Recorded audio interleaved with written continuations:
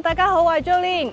今一期咧，我哋又嚟翻中山坦洲嘅呢一個中澳春城啦，主要就係想同大家介紹翻一個最新嘅一個消息嘅。咁如果近排咧都有街坊係想留意緊近住我哋關口嘅一個物業嘅話咧，今一期咧都可以留意一下嘅。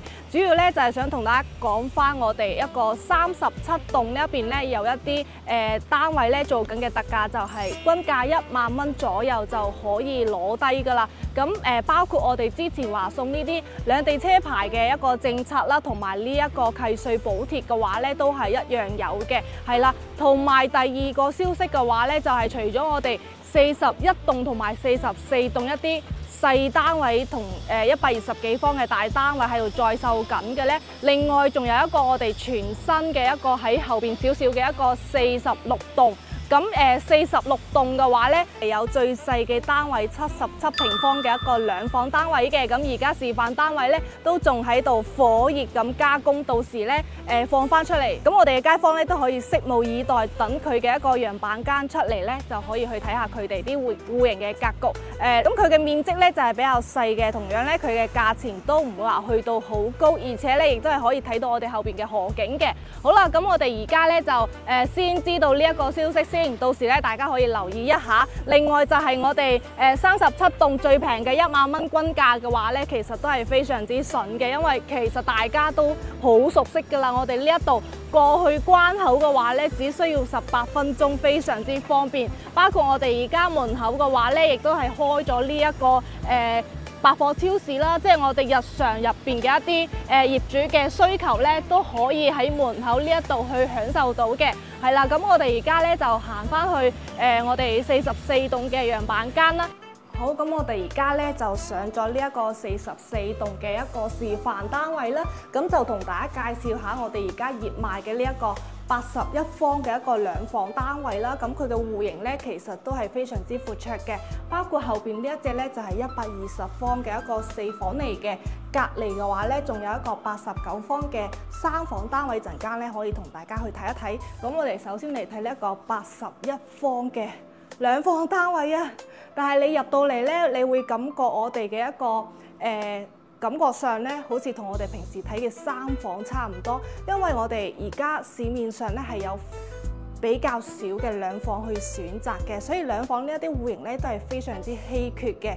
你睇翻我哋呢一度咧係我哋客廳嘅一個空間嚟嘅，咁我哋咧亦都係擺咗一個2.8米左右嘅梳化，呢個開間咧都差唔多係有3.5米嘅，係啦，係非常之開闊嘅。同埋咧，大家都可以睇一下我哋呢一個露台，呢個露台咧係非常之大嘅。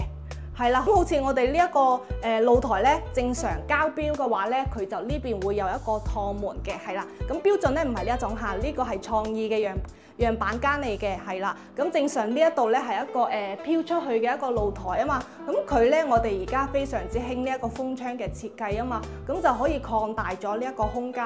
咁喺呢個位置咧，你可以做翻呢一啲洗手嘅台面啦，又或者係洗衣機櫃去操作嘅，係啦。咁就非常之實用，而且又比較乾淨企理啦。我哋採光都係會非常之好嘅。最大嘅一個優點咧，就係佢會令到我哋嘅空間咧係大咗非常之多嘅。係啦，咁我哋可以睇埋我哋一個飯廳嘅位置嘅話咧，正常嚟講呢邊係會有埲牆嘅，佢係同我哋嘅一個廚房打通咗嘅。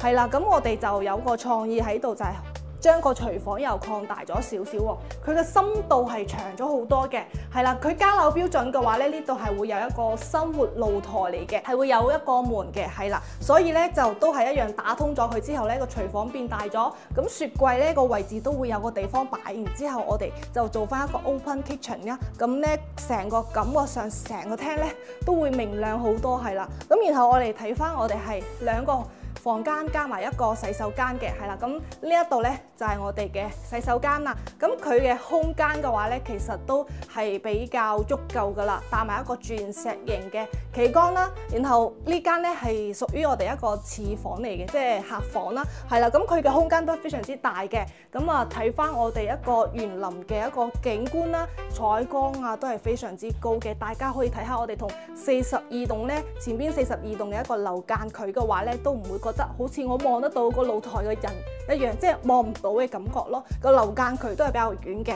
係啦。咁接落嚟睇翻我哋對面嘅呢一個咧，就係可以話係主人房啦。咁佢咧就係兩邊分開兩個房間嘅，而且呢個主人房咧係帶咗一個衣帽間嘅，大家可以睇下。而家兩房嘅單位仲可以做埋衣帽間俾到你，而且係咁大啊，都可以睇埋呢一個位置啦。你如果真係好似我哋，其實女仔咧就比較興嘅，我哋呢邊咧非常之多澳門嘅女仔啊，用5萬蚊首期買呢一啲單位咧係比較多嘅，所以咧比較中意喺呢一個位整翻一個梳妝台啊，又或者好似佢咁樣整都得。其實如果係租賃嘅話，我個人比較中意喺呢一度。因為呢度仲有個飄窗台同埋一個窗面，採光咧就比較好。然之後呢邊一長個 L 型嘅一個衣櫃，一排過咧就非常之大氣啦。咁我哋呢一個擺床嘅位置嘅話咧，就係一張8尺嘅床嚟嘅。咁咧亦都係可以三邊落床嘅，就係有少少唔係好闊綽，但係咧係可以活動得到嘅。咁如果你唔要求8尺床咁大嘅話咧，其實5尺床嘅話咧就係正常嘅一個過渡可以去活動到噶啦。係啦，咁呢一隻咧就係我哋中澳春城而家咧亦都係一個熱賣緊嘅81方嘅2房。咁隔離咧仲有個89方嘅3房改2房嘅，我哋一陣間都會去同大家睇睇。我哋先嚟睇一個120方嘅4房，係啦，咁佢就屬於一個單邊嘅位置啦，而且都係創意嘅樣板間嚟嘅，咁大家咧都可以去參考翻佢嘅設計，佢做得咧係真係非常之豪華奢侈嘅一個感覺啦。呢一啲裝修咧就相當於係一個輕奢風啦。如果係裝修一套100方左右嘅單位落嚟，大概總價咧都係20零到30萬左右可以搞得掂嘅，係啦。咁如果有街坊近排想裝修嘅話咧，都可以睇一睇佢嘅呢一個設計。咁門口一入嚟嘅話咧，正常嚟講呢度係一個廚房嘅位置嚟嘅，係啦。正常呢度係一個廚房嘅位置嚟嘅，但係咧我哋而家係做咗一個 open kitchen 嘅，所以中間咧係做咗一個咁樣嘅中島台啦。其實係非常之西式嘅，租呢個人咧亦都係非常之中意嘅。然之後側邊咧就擺咗一張細嘅圓台，好似呢一種中島台嘅設計係非常之多嘅。租呢亦都有睇過非常之多嘅案例，想裝修啊都唔夠屋可以去裝修。咁呢邊咧就係一個 L 型嘅廚房位啦，係啦。咁呢邊咧做翻一個 L 型嘅廚房咧，空間都非常之大嘅。側邊咧亦都擺咗一個雙門嘅雪櫃。然後呢邊咧係本身係我哋一個，因為120方咧佢係一個南北對流嘅戶型嚟嘅。咁呢個位置咧就係佢嘅露台。咁而家咧就係將呢個飯廳個位置咧係打通咗嘅，所以咧呢一度又多咗一個空間。因為平時租賃成日都會同大家講話露台啊可以推出去啊，咁有啲街坊就會話點解要將露台推出去呢？咁大家見到呢一個位置應該就會明白啦吧，多咗一個功能出嚟啦，可以坐喺呢一度飲茶睇河景，幾正啊，係嘛？應該好多人都會中意飲下午茶噶啦，而家即係一個每日嘅一個順序嚟嘅，食咗早餐就食中午飯，食完中午飯下午飲下午茶啦。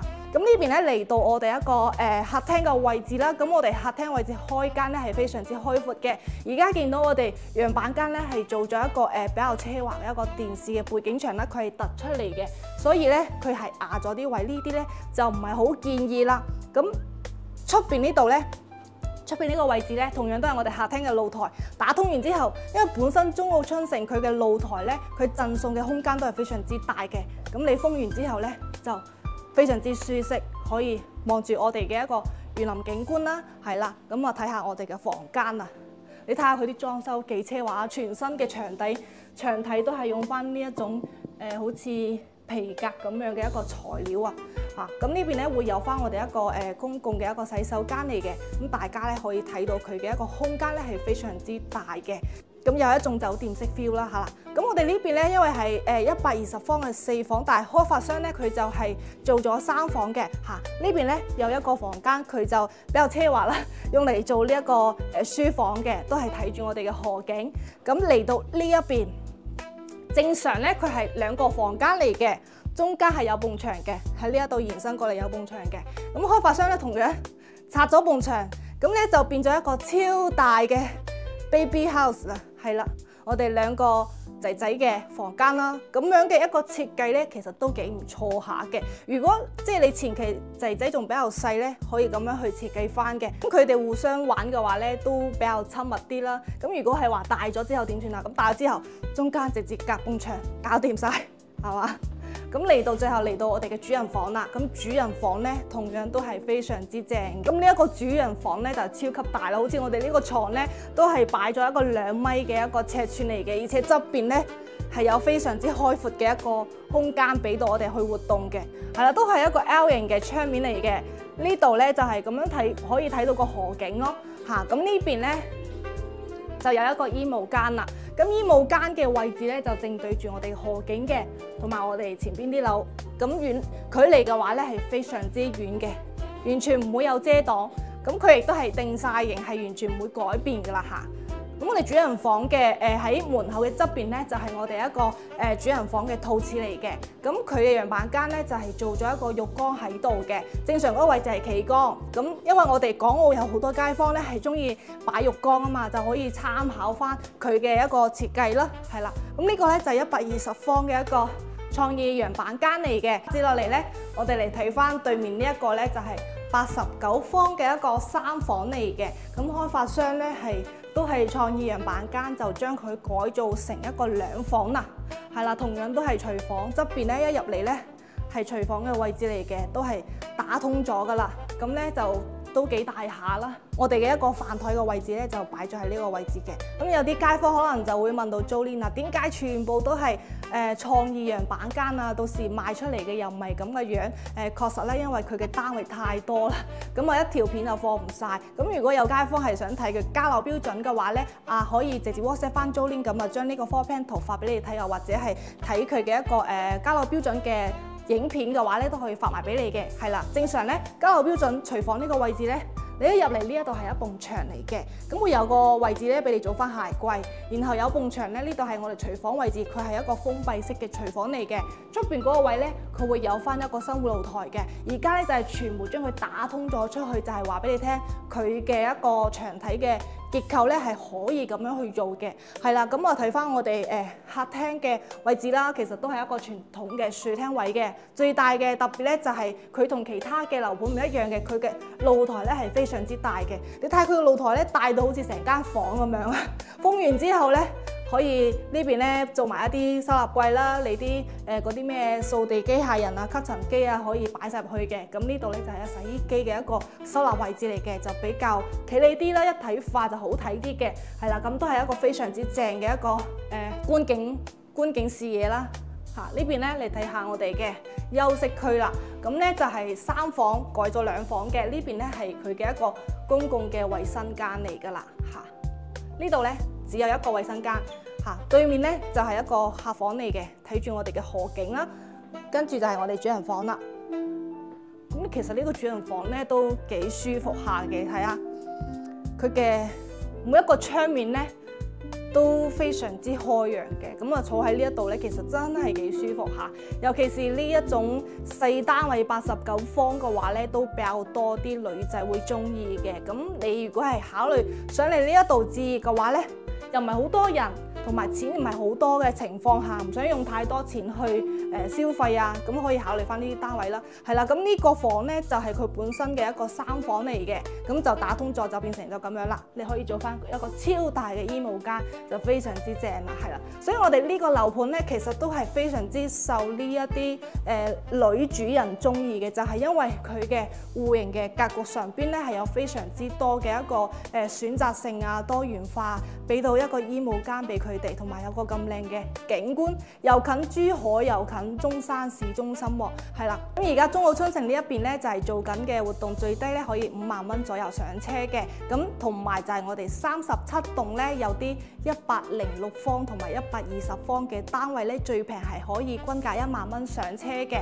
係啦，咁我哋44棟呢一邊嘅話咧，咁全部咧都係現樓，今年嘅年底就可以收樓啦。另外咧就係會有翻一個送兩地車牌嘅一個政策啦。其實咧佢都係等於加個錢上去嘅，所以 Jolin 咧都會建議大家係唔係特別需要呢個車牌即係唔係特別需要呢個車牌嘅情況下咧，就直接買呢層樓就 OK 啦。咁另外就係有一個契稅嘅補貼啦，你買完樓之後就會返翻大概15000左右嘅一個契稅俾到你嘅。大單位嘅話咧就去到2萬蚊左右嘅。係啦，咁我哋今一期咧就介紹到呢一度啦。如果大家覺得呢一條影片對你有幫助嘅話咧，可以俾個 like 之前 join 一下，我哋會不定時更新啲唔同嘅樓盤俾到大家去線上參考嘅。咁我哋今日就嚟到呢一度啦，我哋下期再見，拜拜。